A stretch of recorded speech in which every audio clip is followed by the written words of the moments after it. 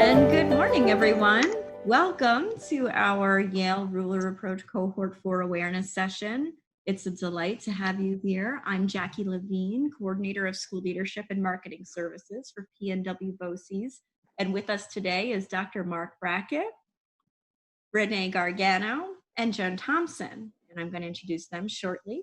I just wanted to welcome all of you. We are truly delighted to be able to offer this virtual opportunity. We've typically held these awareness sessions in person, either at our BOCES or at Manhattanville College. But we are delighted to be able to bring them to you virtually so that we can continue to provide the information our schools need in order to consider joining Cohort 4. We are thrilled that we have over 80 schools already participating in Cohorts 1 through 3. And it has really been an exciting project as well as a great learning for our region. And now in this time more than ever, understanding social emotional learning and support for students is so important and important for all of us. As we know, during this time, the human connection and empathy we can extend to each other matters more than anything else. So we're delighted to have you here to learn more about this, this approach and the project and how your school can become a part of it. Before we begin, I just wanted to give you a quick note that I understand that something called Zoom room bombing is a new trend, and it sounds like folks who have bad intentions, I guess, come into Zoom rooms and decide to share really negative language and really just interrupt great learning and workflow that's happening in these meetings. So should this happen to us, I will just disconnect the meeting and I will follow up with all of you afterward. But I did want to give you a heads up, and if that does happen, I truly apologize. We are trying to make sure that our Zoom rooms are protected in every way possible, but unfortunately, these things are happening more often than we can keep up after. So if that comes to pass, you'll understand why we're suddenly disconnected, and I will try to get everyone back together as soon as possible, and I will reach out to you personally via email. That said, if you haven't registered for our Ruler Approach on My Learning Plan, please feel free to do so that you can stay current with all of the updates on the Ruler project and receive our brochure and our commitment letter. I'm going to enter our brochure link in the chat so that you have it to look at. And as I'm doing that, I'm going to turn it over to my colleagues, Renee Gargano and Joan Thompson, to introduce themselves and say a little hello. Good morning, everyone. So great to see all of you, and I appreciate very much you taking some time out of your day to give something to yourself and also to explore the opportunities for your districts and for your schools for next year. As Jackie mentioned, we've been working with Yale Ruler. Actually, it's over 5 years since we met Marc, and I must tell you that having so many schools involved in this very important work has been a very, very gratifying experience for everyone, and we're just delighted that you could be with us today. We're going to have Marc provide you with an overview of the Ruler Approach, why it's important, the work that Yale is doing, and then Joan and I will walk you through the actual service that is provided through PNW BOCES, and we'll then have an opportunity to answer any questions that you may have at the end. And thank you, Jackie, and I appreciate your giving us a heads up on what has occurred this morning, which is unfortunate, but we will all manage. And please do register on My Learning Plan if you have not, so that we can, in fact, be in touch with you should that occur. And I'll introduce now my partner in crime and everything else, Joan Thompson. Good morning, everyone. It's fabulous to be here. And as Renee said, we've been working with the project for over 6 years.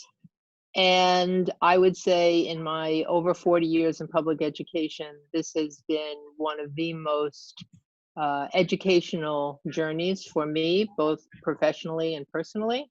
And I consider it a gift that I was so lucky to be involved in this project. And also because we're involved, as Renee said, with so many schools, that it puts us in a position to get to continue to work with school leaders and teachers, and eventually with their whole school communities, which has been another fabulous experience. So welcome to this, hopefully, initial part of your journey with Marc Brackett and the Yale School of Emotional Intelligence. And we look forward to speaking to you again in a little while. Thank you, Joan and Renee. Before we get started with Marc, just a few housekeeping items. I would like to remind everyone to please keep your microphone muted so that we don't have any background noise interrupting the presentation. If you would like to ask a question or make a comment, please use our Zoom group chat. That should be on the lower right-hand side of your screen. If you have it open, if you don't, there's a little icon at the bottom of your screen that says chat. I will be monitoring the chat and pausing every so often with Marc to have him answer some of your questions. And of course, we will leave time at the end for you to ask questions as well. And also, Marc will ask you to participate via the chat as well, so just be aware of that. We are recording this meeting as well, so that you are aware. With no further ado, I want to introduce Dr. Marc Brackett. He's the director of the Yale Center for Emotional Intelligence, professor for the Yale Child Studies Center, author, and a dear colleague and a great resource for all that we need in times like these. So I'm going to turn it over to him, and Marc, you can take it away. All right, thank you, Jackie, and thank you, Renee and Joan. Good morning, everybody, and I hope this finds you settled, most likely in your home. And just to reiterate what my colleagues have just mentioned, is that it is just incredible to me that we started this 5 years ago, and with a couple of schools, and now we're up to, as you mentioned, Renee, 80 schools across the Westchester County / larger New York State area. From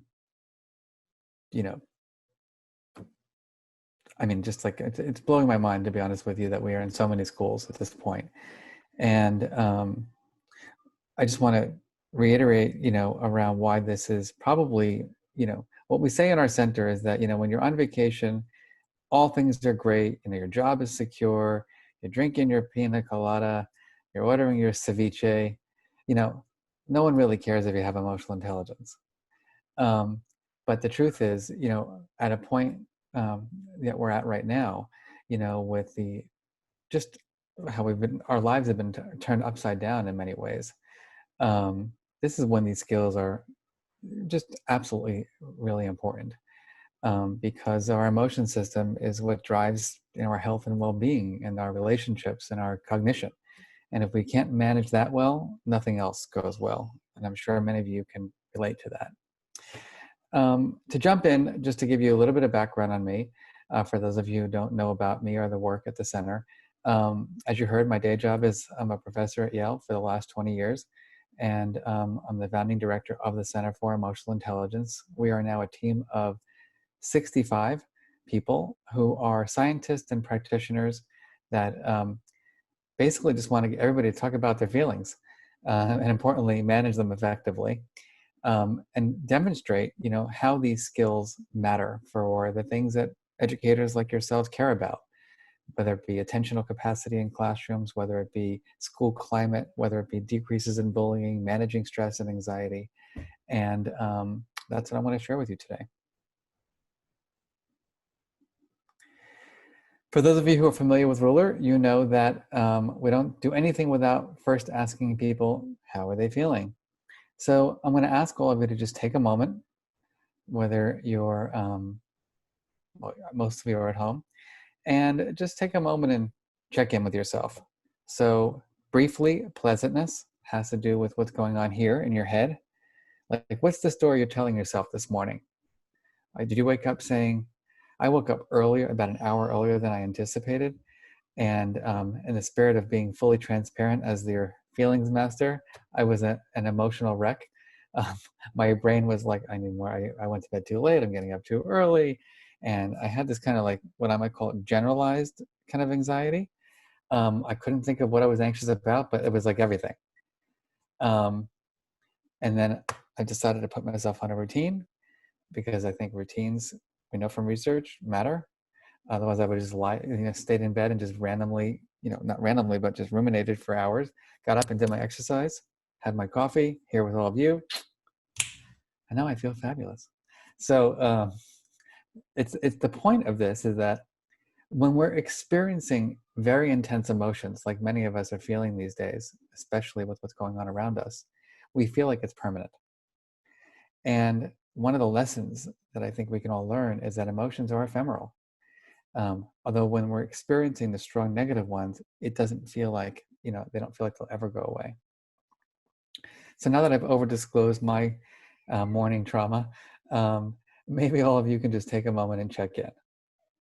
Are you in the red this morning, feeling like I was earlier today, overwhelmed or a little irritated or annoyed? Are you in the blue, feeling a little sad or lonely or down or disappointed? Are you in the yellow, feeling optimistic and energized and hopeful? Are you in the green, feeling tranquil, peaceful, calm, content? And as Jackie mentioned, we're going to get you to be active participants. So there is that chat box, and let's get it out in the open. Nothing like radical transparency with our feelings. So how are you doing this morning? So we see some people are struggling. Yeah, having lost some colleagues and friends. Sorry to hear that. Someone's feeling in the green, a little bit low energy, a bit blue, but into the green, a little out of place.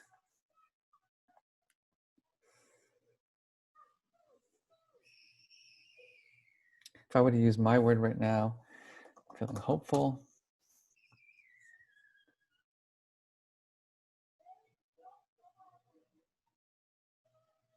A little unsettled.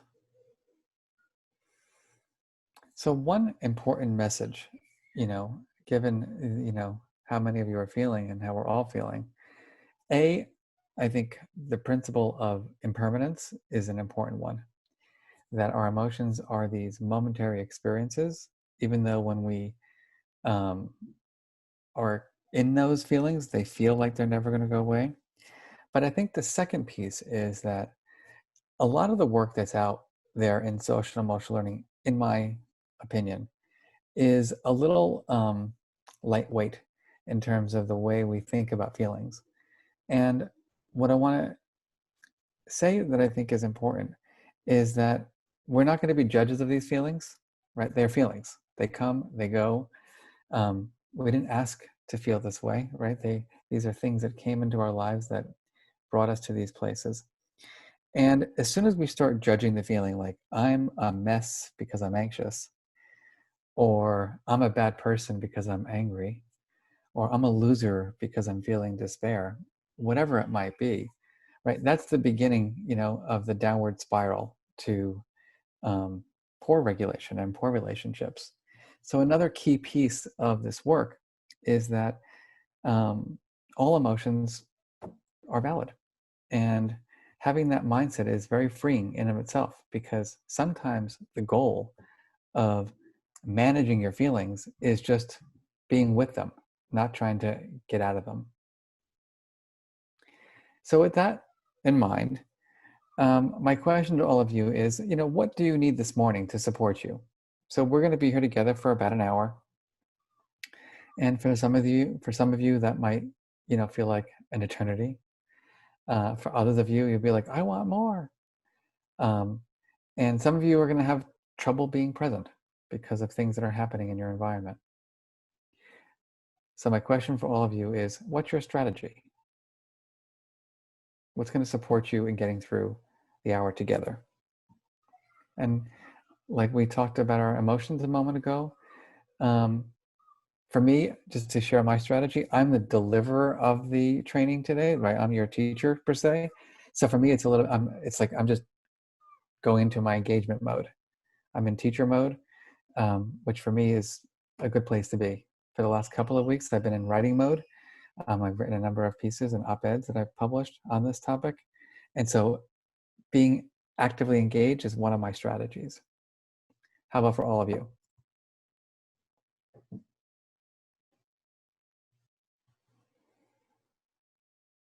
I'm seeing non-typing.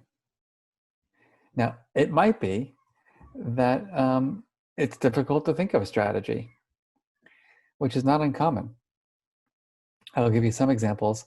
I was in a high school recently, and I asked some of the educators, like, what's your strategy? And one teacher said, can I go put vodka in my coffee? Another teacher said to me, I'm just going to stare at the clock during your presentation. I was like, okay, that's interesting. Another one said, I left my feelings outside school today. It's like, wow, how'd you do that? I think many of us, right? I mean, think about it. How many of you have had a formal education in emotion regulation? You know, all the therapy I've had in my life, I always joke, I learned a lot about my mother. I didn't learn any strict skills. It wasn't until I was in graduate school that I learned strategies. I didn't even know what an emotion regulation strategy was. So with that said, I'm just going to share with you what I've been seeing over the last couple of weeks.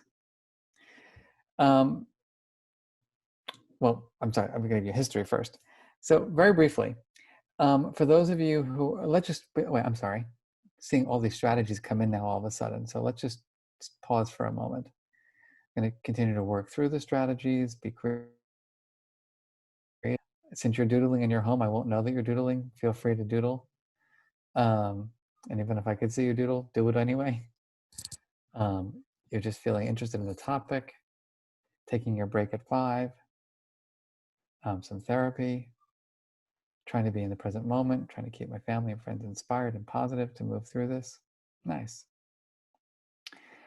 I will, after this, I'll recommend, we have done a number of webinars over the last week on healthy emotion regulation that I think can be very helpful. They're free and available to everyone. So I can make sure that you get access to them. What I wanted to do very briefly this morning is give you just a quick review, our history of the field. 1990, the field was born on emotional intelligence by 2 psychologists. One of them is my boss here at Yale, who's Peter Salovey, the president of the university, and Jack Mayer, who was my doctoral advisor. 1995, Daniel Goleman wrote a book called Emotional Intelligence. And it was the popularized version of the scientific theory. The same year, the Collaborative for Academic and Social Emotional Learning, CASEL, was born. I'm a proud board member of CASEL, and really designed to help think critically through the science, the practice, and the policies for the field. By 2000, everybody's doing emotional intelligence. I did a keynote at a conference a couple months ago. It was a coaching conference, and it was 2,500 coaches, all of whom were like, I'm an expert in emotional intelligence. And I was blown away by how many people have been like developing coaching programs and interventions. In 2018, I was part of the Aspen Institute's Commission on Social, Emotional, and Academic Development. We wrote a report that summarized all the research that's been done and why. The question is no longer, do we do SEL? It's more, how quickly can we implement it with fidelity? And by 2019, we find that 90% of educators believe SEL is important, and many schools are saying they're implementing it. Just for curiosity, before we jump into the next set of slides, for everyone on the phone, you're working at a school or a district, my hunch. If you were to think about social and emotional learning in your district, in your schools, and you were to think about the comprehensiveness of your approach, from leaders to teachers to students to families, from a 1 being completely uncomprehensive, like we ain't doing nothing, to 5, like we've got it down. I mean, like we got the most emotionally intelligent school in New York State. Where would you put yourself right now? Just type in your number. 1, your district is emotionally bankrupt. To 2, we're pretty low in the implementation area. 3, average. 4, above average. 5, we've got the world on a string. So we've got a 2, 3, 2, 3, 3s. Okay, so most of you see yourselves kind of in the middle or average implementation. Some of you are just, not doing the systemic work yet. And I think that's one thing that I will share with you in a little while is, what does it really mean to do social emotional learning? But before we jump there, we're going to look at some data, because one of the things that motivates me every day to help schools do this in a comprehensive way is data. Because for the last 30 years, if the science has been there and the practice has been there, then why do we have so many mental health problems in our nation? Why are 25% of our nation's children having adjustment problems, 60% in our high poverty districts? Why would it be that 45% of our children have at least one ACE, adverse childhood experience? 10% have 3 or more.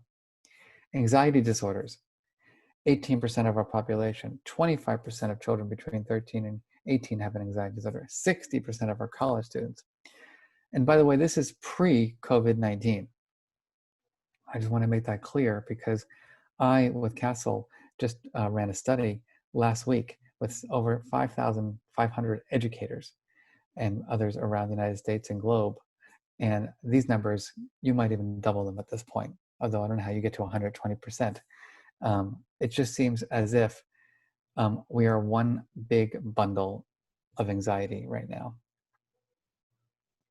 And I think we're also going to see a tremendous increase in depression in our nation. Think about unemployment, people not knowing how to manage their lives. Level where I'm at, 40% of our students are reporting depression. We've seen a 45% increase in suicides in the last 20 years. Bullying and assaults, I know many of us think our schools are safe. About 70% of bullying goes undetected by the adults in our schools, because bullies are good at being secretive. We know that on average, students report, about a third of students report being bullied in middle and high school. And some data show it's actually gone up in many areas of the United States over the last couple of years. We know that there are a disproportionate number of children of color who receive 1 or more out of school time suspensions compared to their white counterparts. So we have some biases that we have to manage. And third, with regard to anti-Semitism, we've seen a 100% increase in reports to the Anti-Defamation League nationally, and I got the data here from Connecticut as well.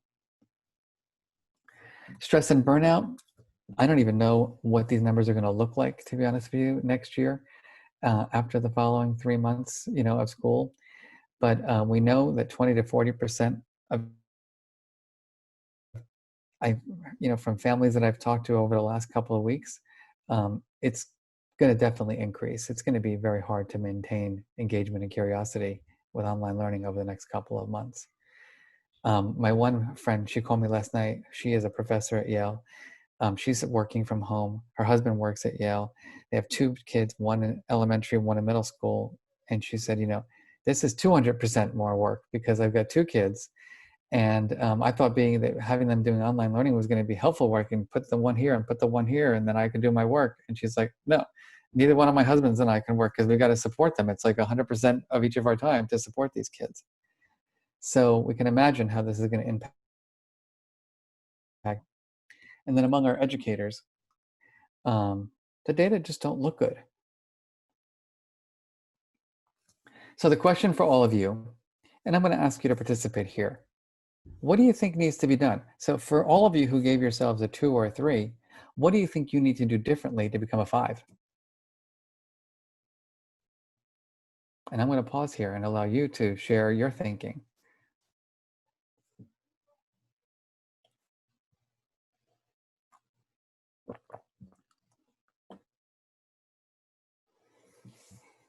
What's coming? What are you thinking about?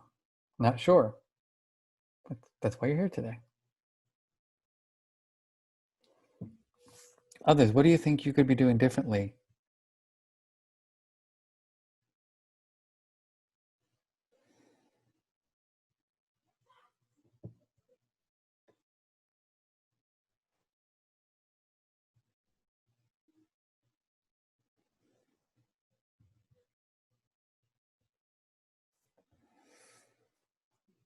Have parents on board teach empathy. It's funny, I'm reminded of, I did one of these webinars recently and somebody said to me, I came here to have you teach me this stuff. Stop asking me so many questions.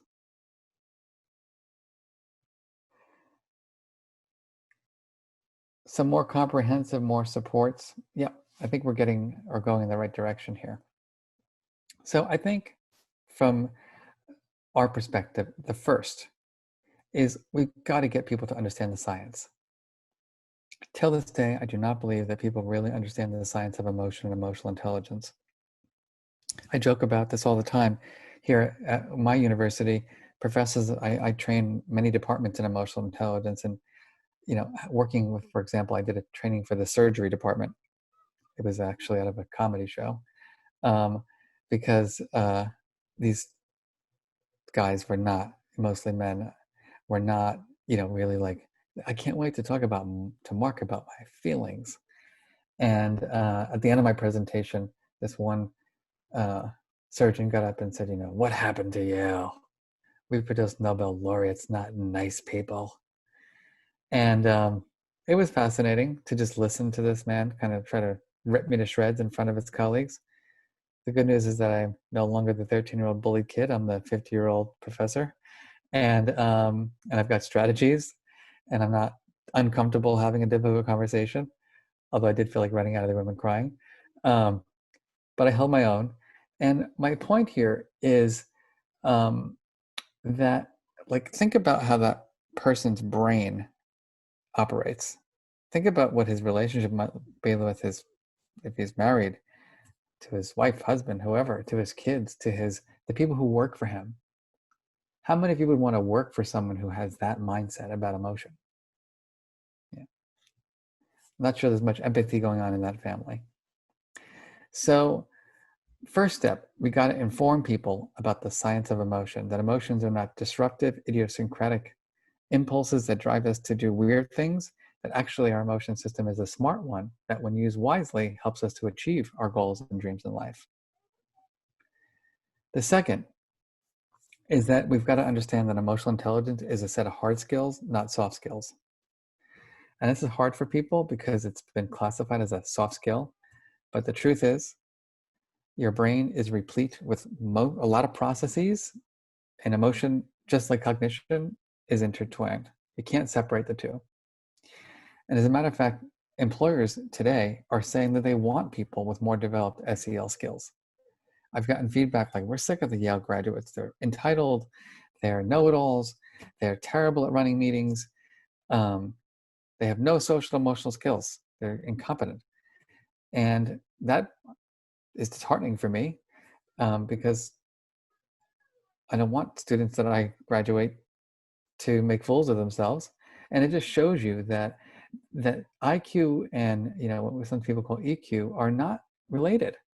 There's a small correlation, but in general, they are inextricably linked, in that our emotion system influences our cognitive system, and our cognitive system influences our emotion system. And until we understand that, we're not going to really make great progress. The third is that we are obsessed with happiness.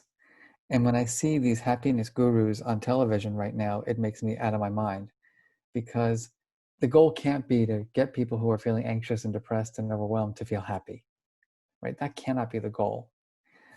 Again, I joke, I'm a neurotic Jewish professor. Like, I'm really never going to be happy. It's not in my genetics. I pray for contentment on a daily basis. Can I worry a little less today? And I'm okay with that, because part of our happiness is our genetics. And, about 50% of it is just our genetic makeup. Another 50% of it are the strategies that we learn, the way we treat ourselves, our self-compassion or our self-hatred. That's all cognitive, and that can be controlled. The fourth, or whatever number we're on, we've got to be more prevention-focused than intervention-focused. For example, the state of California spends around $70,000 a year to keep someone in prison, and they spend $11,000 a year on a student in school. So I don't know why we like to spend so much more money after people have committed crimes than putting the money into prevention to support children in developing the skills. Next is that we've got to have greater balance. Think about it. As everybody says, what gets taught or what gets tested gets taught, which is a bad way of thinking about education in general, as we all know. Not everything has to be tested. Like, I don't want to be tested on my inner life. I just want to be given the opportunities to learn strategies to help me deal with my emotional life and my stress and my anxiety and my frustration and my disappointment. But it has to be built into the curriculum. It can't just be, Thursdays are, 1 hour of getting in a circle. All content areas are replete with emotion, from science to math. I mean, I didn't have math anxiety as a kid. I had physics anxiety. And so how much emotion is in physics? Well, people who go into teaching physics oftentimes are not that interested in emotion, but yet there are kids in their classrooms who are having strong feelings about what they're learning and not necessarily supported. We've got to work with families. So with Ruler, we have created a whole approach to supporting families. One of the things that I feel so proud of is that we have figured out a way for students to be the teachers of their parents. Because, all of you are in education, you've all had family nights, sometimes 5 parents show, sometimes 50. If you have a guest speaker, maybe you get 100. But that's no way to do parent education, right? We've got to figure out how to really involve families in a more holistic way. And we've done some great work in that space. The other thing we have to do is we've got to get rid of the quick fix mentality. Share one anecdote here. I was in a school here in Connecticut. They had not worked with us yet. I was doing a visit. And the principal, who was very proud, nice lady, she said to me, Marc, we do all these things here. And I was like, great, tell me more. We do I statement training. I'm like, wow, that's interesting. When you talk to me this way, I feel angry. We do mindfulness training. I'm like, great, because we breathe. It's like, that's good, we do too. And then she said, we do restorative practices. And we have this program that the counselors do in the classrooms, and we do this, and we do this. And I was thinking, like, what's your implementation theory? What do you really, how is this developmental? How is it supporting, whole child development? Now, the reason why I tell you that story is that we were walking through the hallways of that school, and there was an argument going on in the classroom. So we started walking over to the classroom because she was concerned, a little embarrassed as the principal. And it was the teacher basically losing her cool with a bunch of students. And here's what happened. She said, when you speak that way in class, I feel angry. And I looked over at the principal and I was like, she got the I statements. The only problem is that everything else went wrong, right? The gritting teeth, the facial expressions, the yelling, the screaming, the scaring the crap out of every kid in the classroom. And this just gets to the point that if we just throw things like I statements and throw a breathing exercise and throw this at our teachers, they're not really learning the principles and the science. And my hope is that we can support you in really building in these principles so that it's not about a program, we call it an approach, and it's about truly infusing the principles of social emotional learning into the immune system of the entire school or district. Lastly, what I want to say is that we do have to overhaul outdated and often harmful policies. 19 states in America still allow for corporal punishment. Blows my mind. Many bullying policies in our nation's schools are not really about kids. They're mostly about protecting schools from getting sued. And then there are structural issues, that we do have to deal with, particularly around inequities, around stigma and racism. So with that said, now we're going to move from the why nothing's going well to there's hope. And the center of emotional intelligence, our vision, is to use the power of emotions to create a healthier and more equitable, innovative, and compassionate society. And as we know, life is an emotional roller coaster ride. We've done some interesting research in this space. I won't spend too much time on it today, but we know from our national study of high school students, they're mostly tired and stressed and bored. We know our college students are also stressed and anxious. We know that our teachers are frustrated, although my recent study last week showed that frustration has now turned into complete anxiety. And we know that the culture and climate of our schools is in many ways leading teachers to experience more unpleasant feelings. And unfortunately, that's leading to their burnout, their stress-related absences, their mental health challenges, and even increased body fat. We found in one study that teachers had higher body mass indexes in schools where there was a more negative climate. So when we put all this together, I think what we see is that we are a pretty emotionally out of balance country. We've got a lot of red and blue and not a lot of yellow and green. And as I've said before, the goal is not to just like get rid of the red and the blue. You know, it's not gonna, right now, we're gonna be in these uncertain times and we're gonna have strong feelings. There's no way to get rid of them. I think what we have to do is learn how to live with them and manage them effectively. And there are 5 reasons why we care about feelings. The first is attention, memory, and learning. The second is decision making, relationship quality, physical and mental health, and performance and creativity. And I share this slide because I call this my money slide.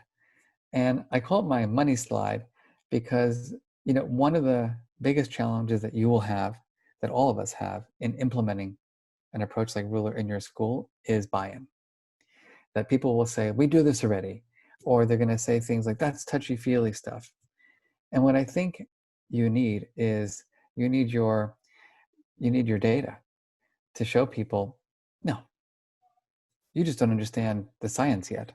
When you really deeply understand how children's brains develop, for example, if you know that mistreating a child in their childhood by being mean and cruel to them literally changes the structure of their brain, maybe you'll talk differently as a parent to your child. Because that's what the research shows. Literally, children who are abused or neglected, their brains develop in a different way than children who are raised in families where there's more nurturing care. So when you know that from a scientific standpoint, you can see the brain images of this brain versus that brain and different thicknesses in the corpus callosum or activation in certain areas of the brain, all of a sudden you're like, well, this is serious stuff. When you think about it as we're holding hands and singing Kumbaya, that's when we get this kind of fluffy mindset around this work. I'm not a fluffy scientist, trying to be, a serious scientist about this, because firstly, I experienced it myself. I was a terrible student. I was a C and D student in my town of Clifton, New Jersey. I hated school, literally hated school. I had serious emotional challenges as a kid. And, respectfully, I'm a pretty smart guy, but I couldn't perform academically. And it's not because of my IQ, right? It's because my feeling states overrode my cognitive state, and there was no intervention. There was no one teaching me healthy strategies. I made poor decisions because of it, around drugs, around alcohol, around eating, around friendships.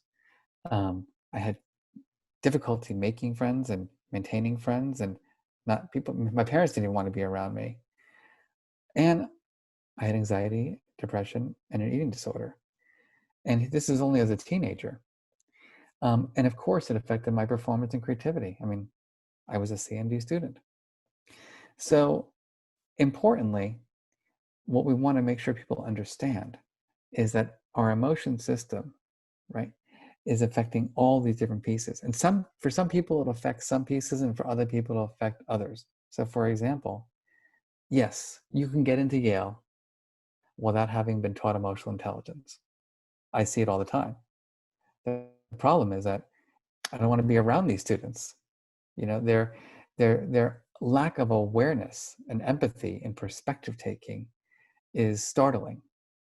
Things like, Professor Brackett, I have a question for you, but I don't think you'll know the answer.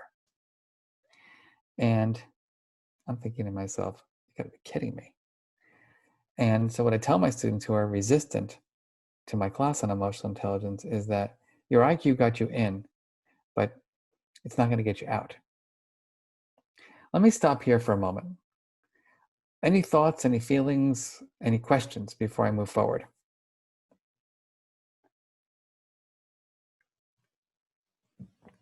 What's on your mind? Like, what are you thinking about right now? Maybe I should ask you on a scale from 1 to 5, how many of the educators in your schools understand the rigorous science of emotion and how different emotion states are associated with children's ability to sustain attention, make informed decisions, relationship quality, physical and mental health, and performance and creativity?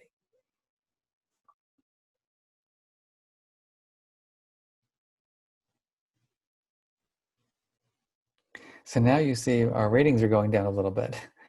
And this is why I asked you, most of you are giving us a 1 here. Yep, because people haven't been taught it. It wasn't deemed important in teacher preparation. Think about how many of our own teachers understand how their own feelings are affecting their relationships, their own capacity to be present, their own decision making. One of the things that we try to help people become are, as I like to call them in my book, emotion scientists. While I was a not great student and I did have some very difficult times as a kid, I was blessed that I had an uncle who was a middle school teacher in Monticello, New York, that is now using Ruler. Go Sullivan County, go Catskills. Just a brief side comment about that.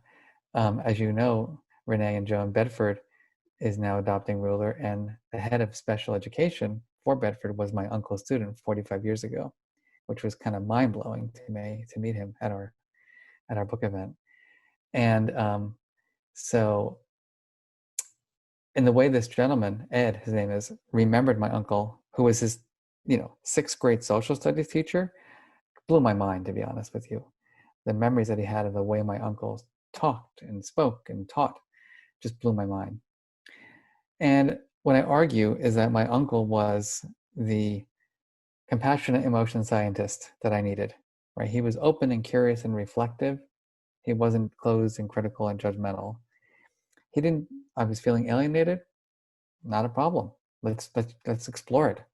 Let's explore the feeling, not deny it or throw it away. He was in learner mode, trying to help me figure out, like, what was I really feeling? He wasn't telling me, no, you're this way. This is the way you're feeling. He wanted to get specific. And he had a growth mindset around this. It wasn't like, well, you think you're a loser and you have low self-esteem, good luck. It was, we can figure this out. We can get through this. There are strategies that I can help you with to become more skilled in this area so that you can have a life that you enjoy. So I ask you to think about yourselves. Are you an emotion scientist or are you an emotion judge? For how many people are you an Uncle Marvin? I can tell you right now, being at home for the last 3 weeks, I'm a certified, quote unquote, emotion scientist. Maybe I might be certified or certifiable. And clearly, I have become an emotion judge at home over the last couple of weeks. My threshold my fuse used to be like this. You could, light it and then I put a little water on it, I'd be fine. Now it's like easily activated, not used to being at home with my family. I'm used to being on trains and planes and automobiles and running around and presenting and teaching and running a center. And now I'm home all the time. And it's like, it's a whole new world. I thought I'm gonna make dinner. I'm gonna be creative in recipes. By the 10th night, I'm like, hello, is anybody else gonna cook in this house? Like, I'm done cooking the whole dinner thing. It was a novelty, done. Let's move on. So many of you can relate to this right now, I'm sure. Which leads to the skills that I thought I had, and now I need to spend another 10 years developing. The first is recognizing emotion, being aware of how we're feeling and how other people are feeling. The second is understanding those causes and consequences of our feelings. The third is labeling. The fourth is expressing, and the fifth is regulating. And obviously, in our training, this is a very big part of the training. And we think of the first three skills as the skills that build greater self-awareness. And then the E and the R of ruler are the skills that are the strategies that we use to deal with our feeling states. Do I talk about my feeling? Do I have to not talk about my feeling? Do I have to suppress, or can I express? What's my strategy for dealing with that frustration and anger? Is it helping me achieve my well-being, or is it derailing me from my well-being? What we know from research is that children who are lower in emotional intelligence look like the column on the left. Those who are higher look like the column on the right. Among educators, what we know is that those with more developed emotional intelligence have these outcomes. So I shared earlier the data on teachers' frustration levels in schools. I kind of lied. What I should have done is shown you this earlier, which was teachers are the most frustrated when they're working in a school with a principal who's low in emotional intelligence. They feel much happier and excited when they work in a school with an educator who's higher in emotional intelligence. So lastly, what I want to do is share with you the system of ruler that is really the heart of our training. And then Renee and Joan will pick up to talk more about implementation and training. Very briefly, ruler has a theory of change. And the strategy is that we provide adult professional learning and school-wide tools, an online platform, and tools to help you evaluate and monitor implementation. Ruler is about all stakeholders, from school board members to superintendents to families and students. The four aims are helping people develop that emotion scientist mindset, deepening the skills, focusing on climate, and also thinking about pedagogy and practices. The reason why we focused at the individual level and the setting level is one example. Here I was, a kid, horrifically bullied, hated school, went for therapy. But then I had played ping pong with this great therapist as a teenager, and I talked about my feelings, and I even had my uncle to help me. But then I was dropped back into a toxic environment. So if the environment, the different environments, whether it be family environment, school environment, right, aren't simultaneously supporting the healthy development of our kids, we're just not going to get the same impact.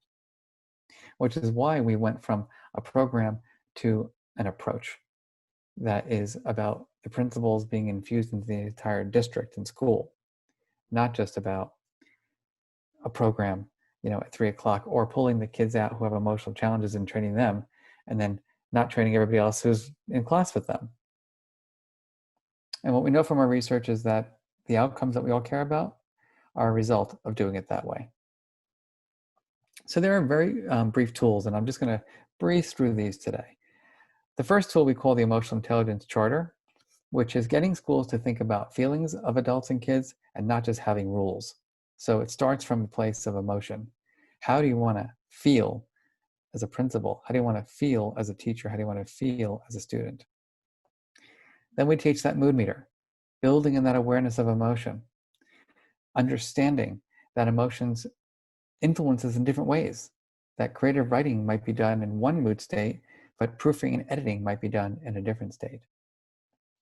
And here are just cute kids examples of making a mood meter as a gift for their parents, or art walls, or infusing it into academics. This is actually a whole group of schools that had mood meter day.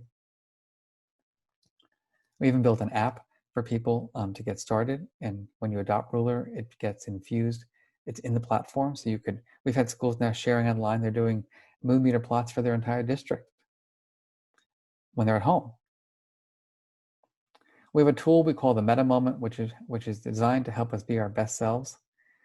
that, for example, at home, um, multiple triggers, right? I mean, it's endless. And so one of the ways that I've been trying to support myself and not destroy my entire family life is being my best self. Like waking up in the morning and saying, Mark, what kind of husband do you want to be today? My mother-in-law lives with us. She's pretty great most of the time. What kind of son-in-law do you want to be? How do you want to be seen? How do you want to be talked about? How do you want to be experienced? It's not as a jerk, right? It's usually someone who's compassionate, caring, empathic. She's very nervous. She's 80 years old and she's afraid to go outside. She's very nervous about her health. So maybe having some compassion could be helpful. And when she's, activating me with whatever she's doing in the kitchen, it's like, really? Is this like that big of a deal? Or can I just think, Mark, you got bigger fish to fry in your life than this bologna. Although, who eats bologna anymore? But anyway. Then there's the blueprint for perspective taking, right? Building self-awareness, but not only that, really taking on someone else's perspective. And as you know, when you fail to regulate and there's conflict, there's usually lots of nuance in there that you don't really know or don't want to talk about. And the blueprint is our opportunity to go there. So very briefly, before I wrap up and give our colleagues a couple minutes to talk about this, Ruler is an approach that starts with the adults, then goes to students and families, and we also have outside of school time resources. I'm proud to say that we're the only SCL approach that has curriculum for a district from preschool all the way to high school. Adult learning is done through our training that you'll hear more about in a moment. And then there are modules in our online system to help people develop their emotional intelligence system. There are apps that people can use to plot themselves and be more self-aware. Very importantly, we've designed our curriculum to be aligned with the national SEL standards, the Common Core standards, and the Teaching Tolerance Social Justice standards. And early childhood, there are units in preschool, 13 core units throughout the school year, and core routines like that mood meter check-in or building that positive climate routine. And across development, it gets more sophisticated. So elementary school has 108 units. There are 5 routines. So there are these units per year. They focus around community safety and climate to self-awareness and decision-making. At the middle and high school, we get more involved in project-based learning and having students become more leaders of the work. So at the middle school level, there are 60 units that focus on project-based learning across disciplines. So we've also shown how you can do this in any subject area, from science to physical education to language arts to whatever.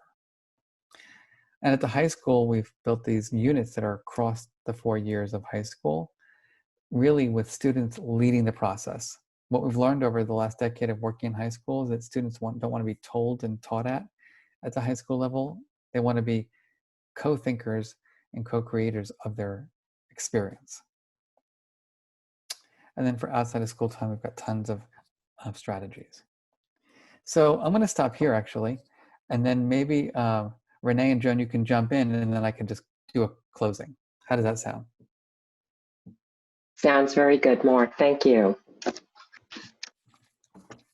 Joan, you want to begin? Sure.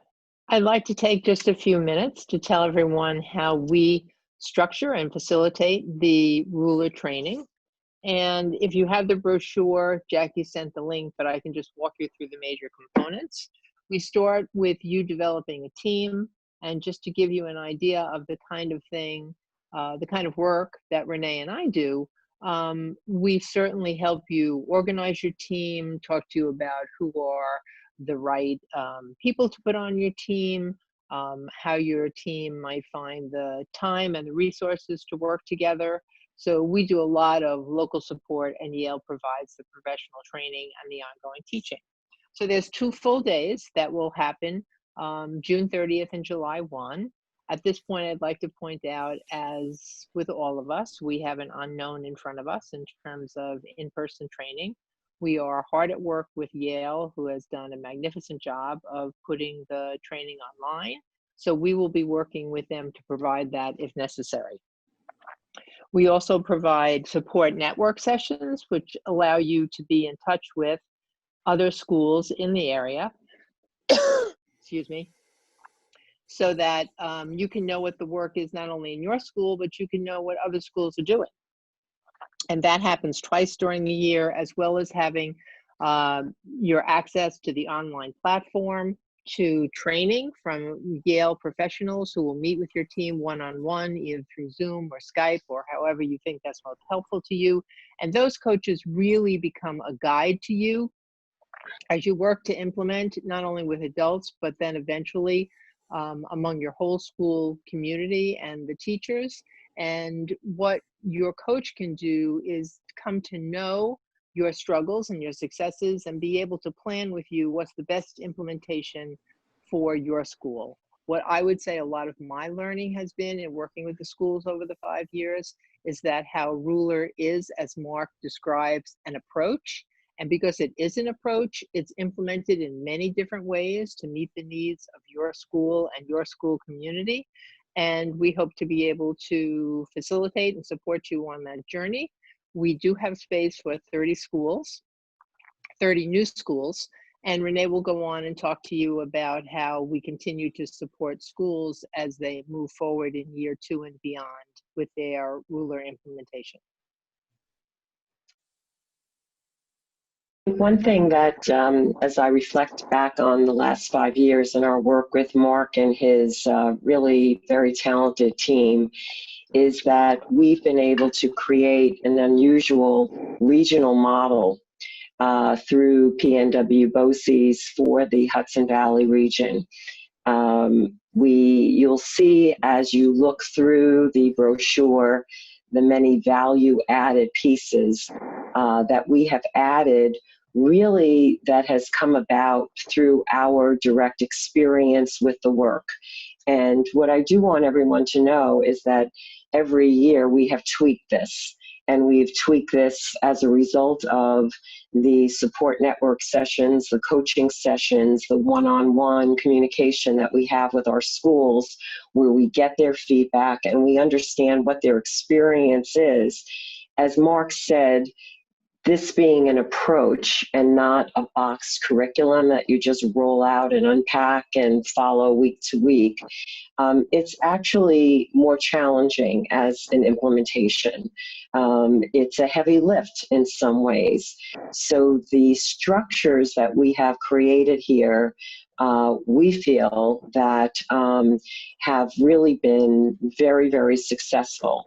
And we're very proud of the work that many of our schools are doing. In fact, you'll see in the implementation support, which is the year 2 and beyond subscription service, which we've created, was really developed because we don't want to just do a one and done where we work with you for the first year and get you up and going and then leave you. So the year 2 and beyond is going to support you as you move from the adults, which you're spending most of your time during the first year with your faculty, with your school secretaries, custodians, everyone that's involved in your school community, getting that buy-in, teaching them the tools so that in year 2, you're ready to roll this out into your communities, into your classrooms, and to continue to provide you with that support.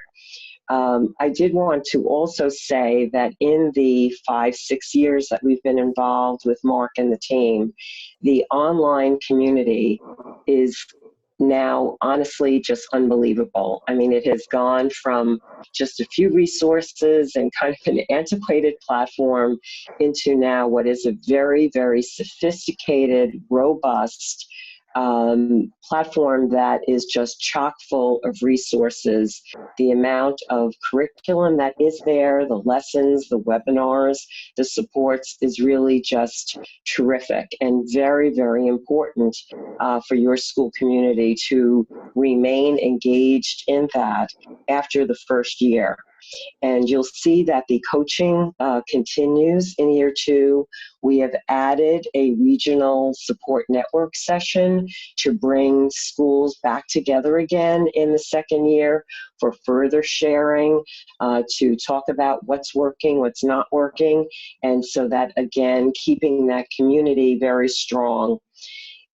Yale has had for the first time a national ruler implementation conference that was held up at Yale this year. I'm very proud to share that many of our schools were actually presenters at the Yale National Conference, and we're very proud of the work that they've done. And in addition, we have our own regional implementation conference that brings all of our Hudson Valley ruler schools together for further learning and sharing, coaching. The Yale team is there, Marc is there, and again, another very powerful event. And so all of these put together, including ongoing newsletters, ongoing webinars that are offered, are all the things that we feel after that first year just continue to support you in what is really an ongoing implementation strategy and support. So I hope that that outlines for you the year 1 and what that looks like, and then year 2 and beyond as you continue with the service. And Jackie, the costs are for each school to join. I do want to reiterate that in our cohort 4, which is what we are admitting right now, we do have room for 30 new schools. Certainly schools that are already in the project have the year 2 and beyond subscription support service available to them, but that we do have room for 30 new schools to join in, and they will be filled on a first-come, first-served basis, and we have many of those slots filled. So we are doing these virtual awareness sessions so not to lose momentum for you, because this period will end at some point and we will all be back in school next year. And so we're very cognizant of not losing this opportunity to share all of this with you so that your schools, when you open next fall, will be poised and ready to begin the ruler approach. Jackie?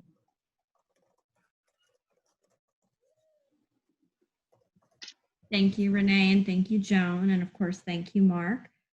Yes, so we are definitely receiving our commitment letters now, and the cost per school for cohort 4 is $7,500 per school.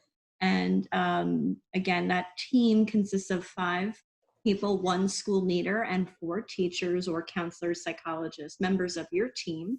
And then our year 2 and beyond schools, if any of you are already part of our cohorts and looking to continue on, for year 2 and beyond, the cost would be $2,500. Struggling to get this to scroll with me. Our costs would be $2,500 per school, again, for the same number of your team members, up to 3. So if you have any questions about that at all, I did put my email in the chat. It is jlevine@pnwboces.org. Also on our brochure, you will see the contact information for all of us. Let me see if I can scroll up. Right over here. So you have everyone's contact information right here on our brochure. I'll see if I can make that a little larger. There we go. And we're happy to hear from you. Also answer any additional questions. I do just want to check the chat quickly. So I'm going to stop sharing.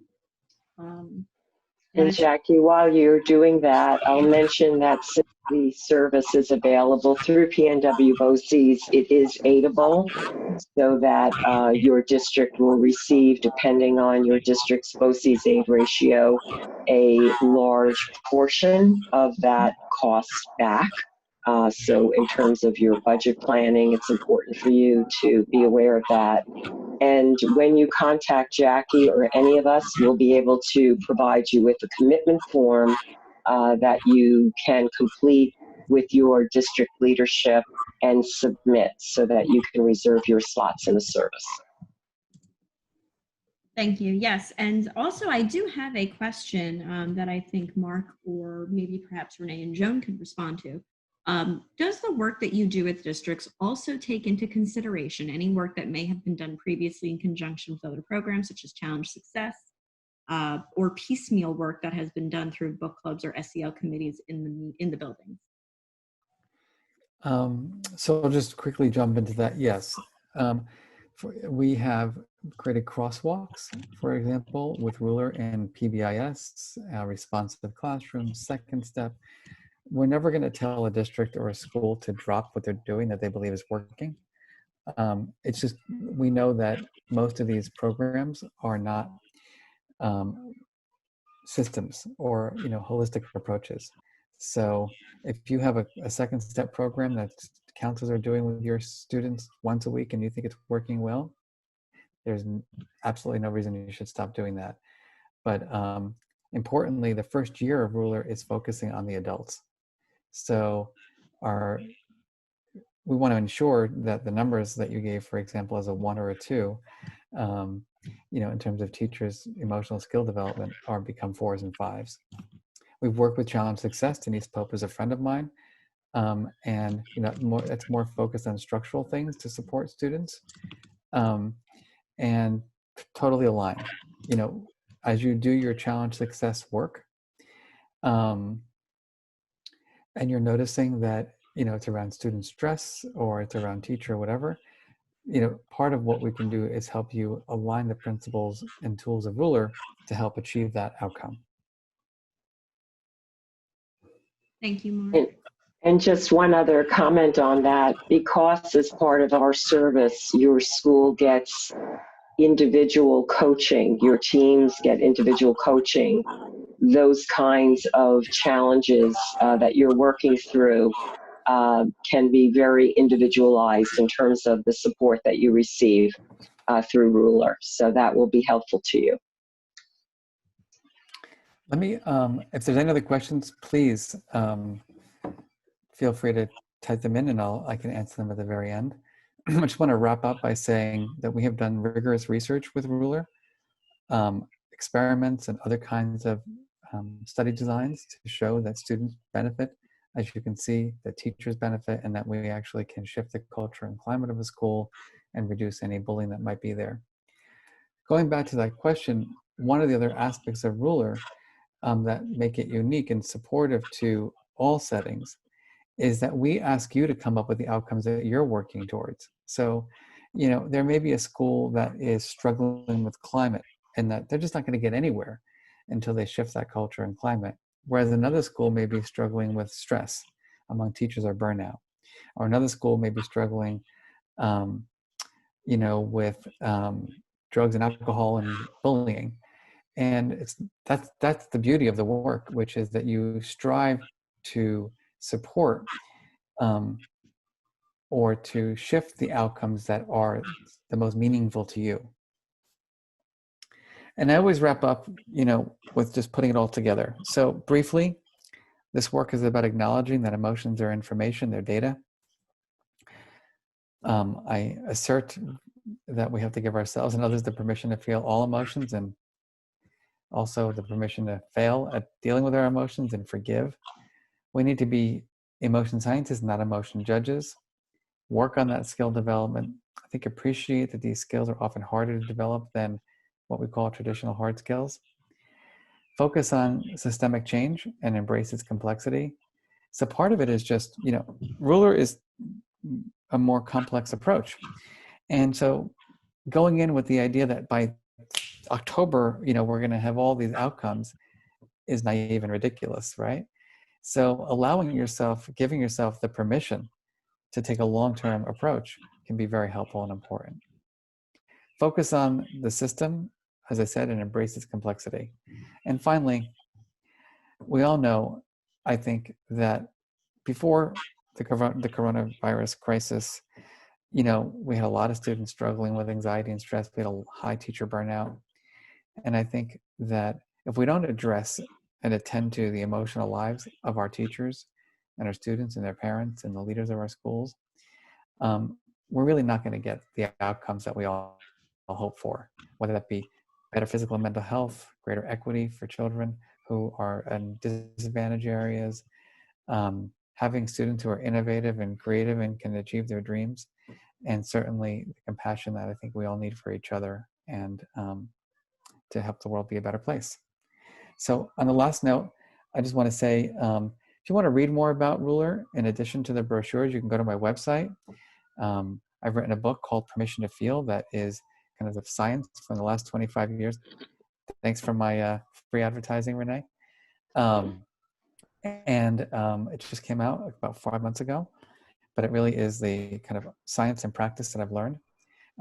It's kind of the opening act to Ruler, where Ruler is the curricular pieces and the implementation pieces. You're going to learn, and you can read more about Ruler on our website, but I think the brochure that Renee and Joan have provided to you and Jackie is comprehensive enough. And if you have any questions for me specifically, you can contact my assistant, Michelle, who manages my calendar. But I just feel honored to be working alongside Jackie, Renee, and Joan on this work, because we've never had a partnership that has been as positive and productive as this one. And the idea that we can take everything we've learned and work with the BOCES organization to bring it to a whole region has just been rewarding. And I think there's just so much great things to come from this. And I hope all of you decide to join us in our training. And on that note, I just want to say thank you for your time and attention. Thank you, Mark. That was terrific. We really appreciate it. We will be offering one last awareness session. And Jackie, I'm blanking on the date, but it's late April. April 21st. Yes, we are. April 21st. So those of you that are possibly individual teachers or leaders within your district that want to make sure that those leaders from your district or your school, your principal, in fact, become more aware of this work, please to them so that they could experience what you did here today, which I think does make a difference. I know this is very hard for one individual to communicate the impact of this to others, and certainly hearing directly from Marc is always very, very impactful. We will put that notice and let you know when you can join in with a link. And then you can register. It'll be posted on my learning plan, by the way, and so that you can direct your school leaders to my learning plan, have them register, they'll receive the Zoom link, and then we would look forward to seeing possibly you again, and certainly your school leaders on April 21st. Thank you. Thank you. I just want to thank all of my colleagues from Yale, especially Marc, for leading us in this presentation today. Marc, I don't know if you noticed a question in the chat directed toward you. I see it, yeah. Oh, great. And I think you somewhat referenced that a little earlier when you were talking about speaking to what the goals are of a school and what they're looking to get out of it. But I don't know if there's anything else you wanted to say in response to that question. We are on a number of sites like Blueprints and SAMHSA, and I will check into that one. I don't really do that work at the center, so I can check on that. And it's nice to see that I have a former, we did one of our biggest experiments in the Diocese of Brooklyn. It's lovely to see you on this webinar. It's fantastic. Wonderful. It's wonderful how technology can bring us all together in this. Yes. Yeah, it is. While under different circumstances. I'm going to jump off. I apologize, but I have to run. Okay, I just want to Marc. say thank you, everybody, and we hope to see you in our next cohort. And yes, may all of you manage your emotions in helpful ways over the next couple of weeks. Thank Thanks, you. Marc. Greatly appreciate it. Take care, everybody. Thank you, everybody. Thank you. Thank you. Thank Bye-bye. you. Okay. Bye-bye, everyone. Bye. Thank Bye-bye. you.